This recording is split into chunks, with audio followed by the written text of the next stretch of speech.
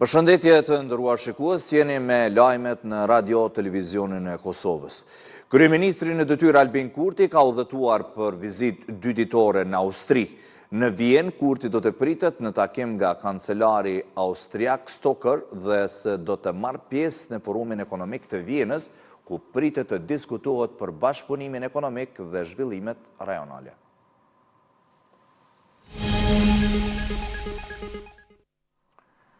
Komisioni Qendror i Zgjedhjeve ka nisur procesin e verifikimit dhe numërimit të votave për kandidatët për deputet në 38 qendra komunale të numërimit.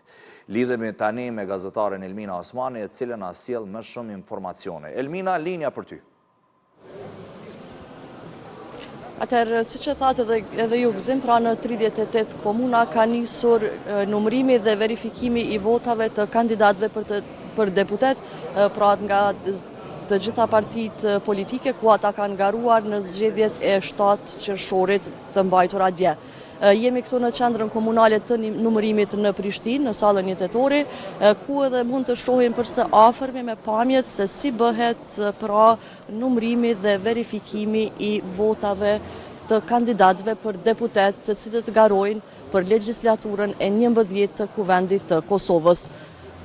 Ky është pra edhe hapja e pakove, kemi këtu një pamje nga hapja e pakove, ndërkaq në ndërkohë apo punonësit këtu të bëjnë numërimin e votave, ne do të kemi afër zëdhënësin e Komisionit Qendror, Valmir Elezin, për të na dhënë më shumë detaje, sepse më herët në një konferencë për media e tha që numërimi i votave dhe verifikimi i kandidatëve në 15 komuna ka nisur në mëngjes, ndërsa komunat të tjera pak më vonë. Zotje Elezi, mund të na sqarosh se sot ka filluar procesi i numërimit dhe verifikimit të votave të kandidatëve, mund ta japësh më shumë informacione? Po, Elmi, do të thotë, pas ditës djeshme të zgjedhjeve, të gjitha aktivitetet e KSZ-s në vazhdim do të përqendrohen në 38 qendra komunale të numërimit dhe në qendrën e numërimit dhe të rezultateve, që është këtu në afërsi të Prishtinës.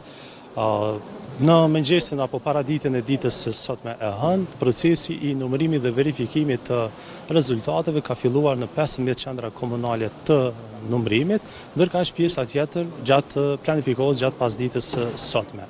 Për ta sqaruar edhe për publiku, në qendrat komunale të numërimit do të bëhet verifikimi i rezultateve të subjekteve politike nga formularët të cilët janë plotësuar në vendvotime nga ana e ekipeve apo këshillave të vendvotimit, dhe gjithashtu në këto qendra komunale për herë të parë bëhet numërimi i votave të kandidatëve për deputet. I gjithë ky proces është transparent, do të mund të përcjellet nga vëzhguesit, sigurisht nga mediat, dhe gjithashtu rezultatet do të paraqiten në platformën për rezultatet të KSZ-s në mënyrë progresive, vendvotim pas vendvotimi.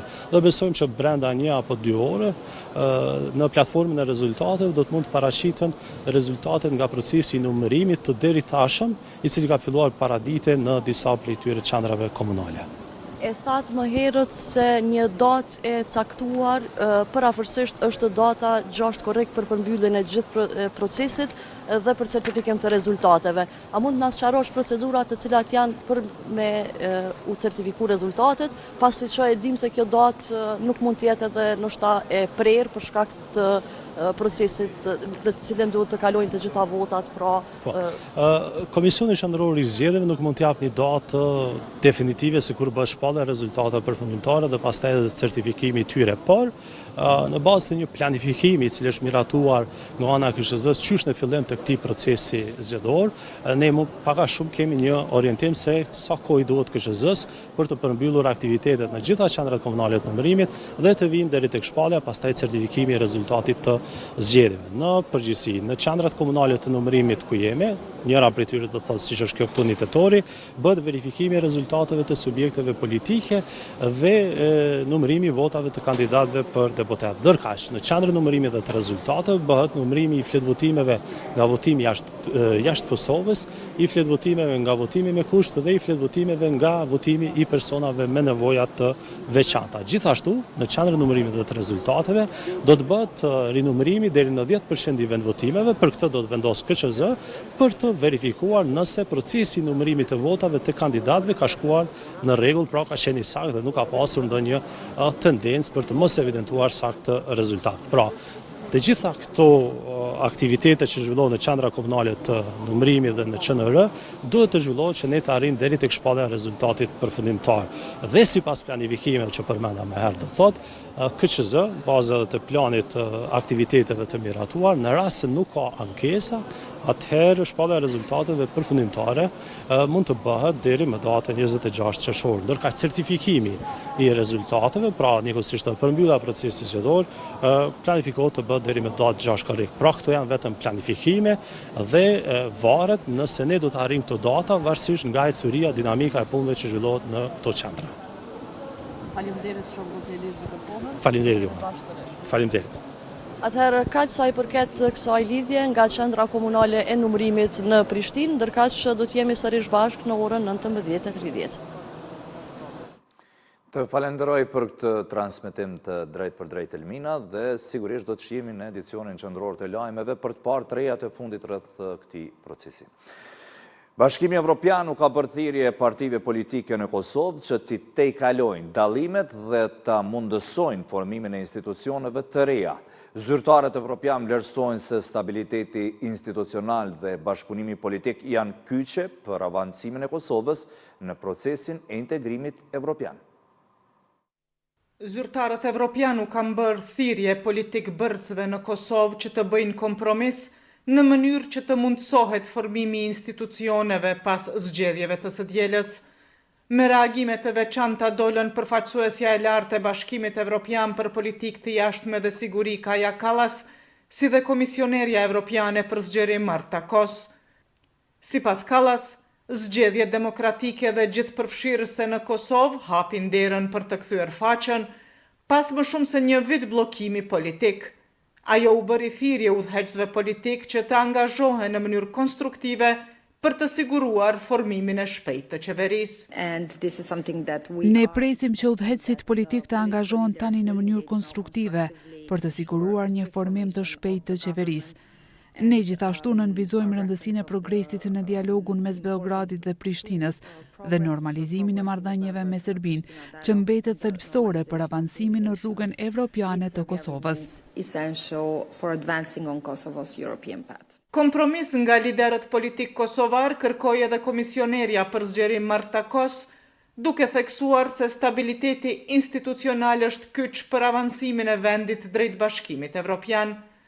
Ajo paralajmëroi se do ta vizitoj sërish Kosovën, siç është shprehur sa më shpejt që të jetë e mundur, për të intensifikuar punën për integrimin evropian të Kosovës dhe për të vazhduar angazhimin lidhur me finansimin në kuadër të planit të rritjes.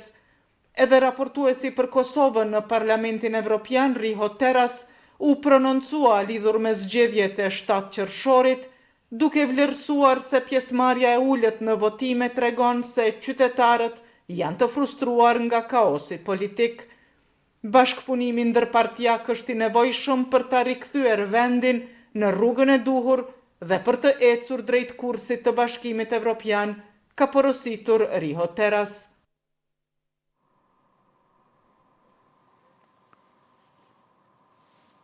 Asambleja Parlamentare e Këshillit të Evropës ka vlerësuar se zgjedhjet e 7 qershorit në Kosovë u zhvilluan në mënyrë të rregullt, të qetë dhe pa incidente të mëdha. Sipas kryesuesit të delegacionit, ky proces ishte teknikisht i organizuar mirë dhe zyrtarët zgjedhor treguan profesionalizëm. Ai vlerësoi edhe punën e KQZ-s, por tha se rënja e pjesëmarrjes në votimet mbetet shqetësuese. Delegacioni kërkoi përmirësim në përfaqësimin etnik dhe qasjen për personat me nevoja të veçanta. Lëvizja vetëvendosje kryeson bindshëm numërimin preliminar të votave, ndërsa PDK, LDK dhe Aleanca mbeten në vendet të mëparshme. Ndërkohë, në mesin e partive të komunitetit serb prin lista serbe. Procesi i numrimit preliminar të votave të zgjedhjeve të 7 qershorit konfirmon një epërsi të lëvizjes vetëvendosje, e cila prin me 42.91% ose 299.152 vota sipas të dhënave të përditësuara. Në vendin e dytë renditet Partia Demokratike e Kosovës me 21.12% ose 147.220 vota. Lidhja Demokratike e Kosovës pozicionohet e treta me 17.58% ose 122.575 vota. Në këto zgjedhje, Alianca mori 7.16% ose 49.917 vota, duke mbetur forca e katërt në këto rezultate preliminare. Në spektrin e partive të komuniteteve, Srpska Lista siguron 4.81%, ndërsa Kosova Demokratik Tyrk Partisi arrin 0.61% dhe Koalicia Avakat 0.44%. Rezultatet mbeten preliminare dhe pritet që procesi i numrimit të vazhdoj. Sipas KQZ-s, rezultatet përfundimtare pritet të plotësohen pas numrimit të votave të diasporës, votave me kusht dhe atyre të personave me nevoja të veçanta.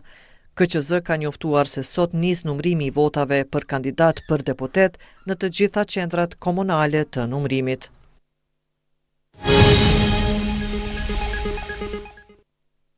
Është shpallur projekti fitues për realizimin e memorialit përkujtimor Adem Jashari në Prishtinë.